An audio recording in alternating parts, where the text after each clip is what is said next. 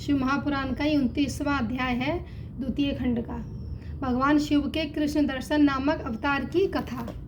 नंदीश्वर बोले, हे सनत कुमार, अब आप नभग को ज्ञान प्रदान करने वाले कृष्ण दर्शन नामक उत्तम शिव अवतार का वर्णन कीजिए। श्राद्ध देव के इक्ष्वाकु आदि जो प्रमुख पुत्र हुए, उनमें नभग 9 पुत्र थे। उन्हीं के पुत्र नाभाग कहे गए। उनके पुत्र अम्बरीश थे। वे विष्णु जी के परम भक्त हुए, जिनकी ब्राह्मण भक्ति से दुर्वासा जी उन पर प्रसन्न हुए थे। हे मुने, अम्बरीश के पितामह जो नभग कहे गए हैं, आप उनका चरित्र सुनिए, जिनको सदा शिव जी ने ज्ञान दिया था। मनु के अति बुद्धिमान तथा जितेंद्रिय पुत्र नभग जब पढ़ने के लिए गुरुकुल में निवास करने लगे, उसी समय मनु के इक्ष्वाकु आदि पुत्रों ने उनको भाग दिए बिना ही अपने अपने भागों को क्रम से विभाजित कर दिया। वे महान बुद्धिमान तथा भाग्यमान पुत्र अपने पिता की आज्ञा से अपने अपने भाग को लेकर सुखपूर्वक उत्तम राज्य का भोग करने लगे। उनके बाद ब्रह्मचारी नभग क्रम से सांगोपांग सभी वेदों का अध्ययन करके गुरुकुल से वहां लौटे। तब हे मुने, इक्ष्वाकु आदि अपने सभी भाइयों को राज विभक्त किए हुए देखकर अपना भाग प्राप्त करने की इच्छा से नभग ने उनसे स्नेहपूर्वक कहा। नभग बोले, हे भाइयों, आप लोगों ने मेरा हिस्सा बिना दिए ही पिता की संपत्ति जैसे तैसे आपस में बांट ली। अब मैं अपने दाएं भाग के लिए आप लोगों के पास आया हूँ। उनके भाइयों ने कहा, दाएं का विभाग करते समय हम लोग तुम्हें भूल गए। अब हम लोगों ने तुम्हारे हिस्से में पिताजी को नियत किया है, अतः तुम उन्हीं को ग्रहण करो, इसमें संदेह नहीं। भाइयों की वह बात सुनकर नभग अत्यंत विस्मित हो गए और अपने पिता के पास आकर कहने लगे। नभग बोले, हे तात, जब मैं ब्रह्मचारी होकर गुरुकुल में पढ़ने के लिए चला गया था, तभी उन सभी भाइयों ने मुझे छोड़कर सारा राज्य बांट लिया। वहाँ से लौटकर जब मैं अपने हिस्से के लिए उनसे आदरपूर्वक पूछने लगा, तो उन्होंने आपको ही मेरे भाग के रूप में दिया, इसलिए मैं आपके पास आया हूँ। नंदीश्वर बोले, हे मुने, उनका वचन सुनकर विस्मित हुए पिता श्राद्ध देव ने सत्य धर्म में निरत अपने पुत्र को धीरज बंधाते हुए कहा।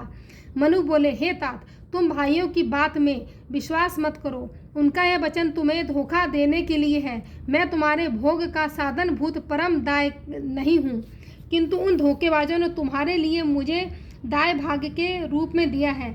अतः मैं तुम्हारे जीवन निर्वाह का ठीक ठीक उपाय बताता हूँ, तुम श्रवण करो। इस समय अंगिरा सगोत्रीय विद्वान ब्राह्मण यज्ञ कर रहे हैं। उस यज्ञ में वे अपने छठे दिन के कर्म भूल कर जाते हैं। अतः हे नभग, हे महाकवि, तुम वहाँ जाओ और जाकर विश्व वेद संबंधी 2 सूक्तों को उन्हें बतलाओ, जिससे वह यज्ञ शुद्ध हो सके। उस यज्ञ कर्म के समाप्त हो जाने पर जब वे ब्राह्मण स्वर्ग जाने लगेंगे, तो वे प्रसन्न होकर यज्ञ से बचा हुआ धन तुम्हें दे देंगे। नंदीश्वर बोले, पिता की यह बात सुनकर सत्य बोलने वाले नभग बड़ी प्रसन्नता के साथ वहाँ गए, जहाँ वह उत्तम यज्ञ हो रहा था। और हे मुने, उस दिन के यज्ञ कर्म में उन परम बुद्धिमान नभग ने विष्णुदेव के दोनों सूक्तों को स्पष्ट रूप से कहा। यज्ञ कर्म के समाप्त हो जाने पर वे अंगिरा रस विप्र यज्ञ से बचा हुआ सारा धन उन्हें देकर स्वर्ग चले गए। उस श्रेष्ठ यज्ञ के शेष धन को ज्यों ही नवभाग ने लेना चाहा, उसी समय यह जानकर उत्तम लीला करने वाले शिवजी शीघ्र ही प्रकट हो गए। वे कृष्ण दर्शन शिवजी सर्वांग सुंदर तथा श्रीमान थे। यज्ञ शेष धन किसका भाग होता है, इस बात की परीक्षा करने के लिए तथा नभग को भाग और उत्तम ज्ञान देने के लिए प्रकट हुए थे। इसके बाद परीक्षा करने वाले ऐश्वर्यशाली उन कल्याणकारी शंकर ने उन मनुपुत्र नभग के पास उत्तर की ओर से जाकर अभिप्राय जानने के लिए उनसे कहा। ईश्वर बोले, हे पुरुष, तुम कौन हो? तुम्हें यहाँ किसने भेजा है? यह यज्ञ मंडप संबंधी धन जो मेरा है, तुम इसे क्यों ग्रहण करते हो? मेरे सामने सत्य व सत्य बताओ। नंदीश्वर बोले, हे तात, मनुपुत्र कवि नभग ने उनका वचन सुनकर अत्यंत विनम्र होकर उन कृष्ण दर्शन पुरुष से कहा। नभग बोले, यज्ञ से प्राप्त हुए इस धन को ऋषियों ने मुझे दिया है। हे कृष्ण दर्शन, तब आप इसे लेने से मुझे क्यों मना करते हो? नंदीश्वर बोले, नभग द्वारा कहे सत्य वचन को सुनकर प्रसन्नचित्त कृष्ण दर्शन पुरुष ने कहा। कृष्ण दर्शन बोला, हे तात, हम दोनों के इस विवाद में तुम्हारे पिता प्रमाण हैं। जाओ और उनसे पूछो, वे जो कुछ भी कहेंगे वही सत्य रूप में प्रमाण होगा। नंदीश्वर बोले, हे मुने, उनका यह वचन सुनकर मनुपुत्र कवि नभग अपने पिता के पास आए और प्रसन्नता से उनके द्वारा कही गई बात के विषय में पूछने लगे। तब उन श्राद्ध देव मनु ने पुत्र की बात सुनकर शिवजी के चरण कमलों का स्मरण किया और वस्तु स्थिति को समझकर उससे कहा। मनु बोले, हे तात, मेरी बात सुनो। वे कृष्ण दर्शन पुरुष साक्षात शिव हैं। सब वस्तु उन्हीं की है और विशेष रूप से यज्ञ से प्राप्त वस्तु उन्हीं की है। यज्ञ से बचा हुआ भाग रुद्र भाग कहा गया है। उनकी प्रेरणा से कहीं कहीं बुद्धिमान लोग ऐसा कहा करते हैं। वे देव ईश्वर ही यज्ञ से बची हुई सारी वस्तु के अधिकारी हैं, इसमें संदेह नहीं है। उन विभु की इच्छा के परे है ही क्या। हे नभग, तुम्हारे ऊपर कृपा करने के लिए वे ही प्रभु उस रूप में आए हुए हैं। तुम वहाँ जाओ और अपने सत्य से उन्हें प्रसन्न करो। अपने अपराध के लिए क्षमा मांगो और भली भांति प्रणाम करके उनकी स्तुति करो। वे शिव ही सर्व रूप प्रभु यज्ञ के स्वामी एवं अखिलेश्वर है। हे तात, ब्रह्मा विष्णु आदि देवता सिद्धगण एवं सभी ऋषि भी उनके अनुग्रह से सभी कर्मों को करने में समर्थ होते हैं। हे पुत्र श्रेष्ठ, अधिक कहने से क्या लाभ। तुम वहाँ शीघ्र जाओ, विलंब मत करो और सर्वेश्वर महादेव को सब प्रकार से प्रसन्न करो।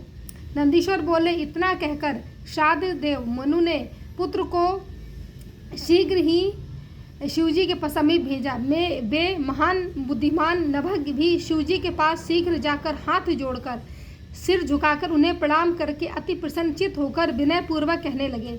नभग बोले, हे ईश, इन तीनों लोकों में जो भी वस्तु है सब आपकी ही वस्तु है। फिर यज्ञ शेष वस्तु के विषय में कहना ही क्या। ऐसा मेरे पिता ने कहा है। हे नाथ, मेरे अज्ञानवश भ्रम से जो वचन कहा है, मेरे उस अपराध को आप क्षमा करें। मैं सिर झुकाकर आपको प्रसन्न करता हूँ। ऐसा कहकर वे नभग अत्यंत दीन बुद्धि होकर हाथ जोड़कर विनम्र हो उस कृष्ण दर्शन महेश्वर की स्तुति करने लगे। शुद्धात्मा महाबुद्धिमान श्राद्ध देव भी अपने अपराध के लिए क्षमा याचना करते हुए विनम्र हो हाथ जोड़कर उन शिवजी को नमस्कार करके स्तुति करने लगे। हे इसी बीच ब्रह्मा विष्णु इंद्र आदि देवता सिद्ध एवं मुनिगण भी वहां आ गए और महोत्सव करते हुए वे सब भक्ति से हाथ जोड़कर पृथक पृथक भली भांति प्रणाम कर विनम्र हो उसकी स्तुति करने लगे। इसके बाद कृष्ण दर्शन रूपधारी सदाशिव ने उन देवताओं से को कृपा दृष्टि से देखकर प्रेम पूर्वक हंसते हुए नभग से कहा। कृष्ण दर्शन बोले, तुम्हारे पिता ने जो धर्मयुक्त वचन कहा है बात भी वैसी ही है और तुमने भी सारी बात सत्य सत्य कही, इसलिए तुम साधु हो, इसमें संशय नहीं है। अतः मैं तुम्हारे इस सत्य आचरण से सर्वदा प्रसन्न हूँ और कृपा पूर्वक तुम्हें सनातन ब्रह्मा को उपदेश करता हूँ। हे नभग, तुम ब्राह्मणों सहित शीघ्र ही महाज्ञानी हो जाओ। अब मेरे द्वारा प्रदत्त इस समस्त सामग्री को तुम मेरी कृपा से ग्रहण करो। हे महामते, तुम निर्विकार होकर इस संसार में सभी प्रकार का सुख भोगो। मेरी कृपा से तुम ब्राह्मणों के सहित सद्गति प्राप्त करोगे। नंदीश्वर बोले, हे तात, सत्य से प्रेम करने वाले वे भगवान रुद्र ऐसा कहकर उन सबके देखते देखते वहीं पर अंतर ध्यान हो गए। हे मुनि सत्तम, ब्रह्मा विष्णु आदि वे समस्त देवगण आनंद से उस दिशा को नमस्कार कर प्रसन्नता पूर्वक अपने अपने धाम को चले गए। अपने पुत्र नभग को साथ लेकर श्राद्ध देव भी प्रसन्नता पूर्वक अपने स्थान को चले गए और वहां अनेक सुखों को भोगकर अंत में वे शिवलोक को चले गए। हे ब्राह्मण, इस प्रकार मैंने नभग को आनंद देने वाले कृष्ण दर्शन नामक शिव अवतार का वर्णन आपसे किया है। यह पवित्र आख्यान सज्जनों को भोग एवं मोक्ष प्रदान करता है।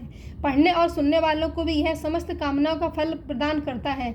जो बुद्धिमान प्रातः काल तथा सायंकाल इस चरित्र का स्मरण करता है वह कवि तथा मंत्रवेत्ता हो जाता है और अंत में परम गति प्राप्त करता है। बोलो भगवान शिव की जय।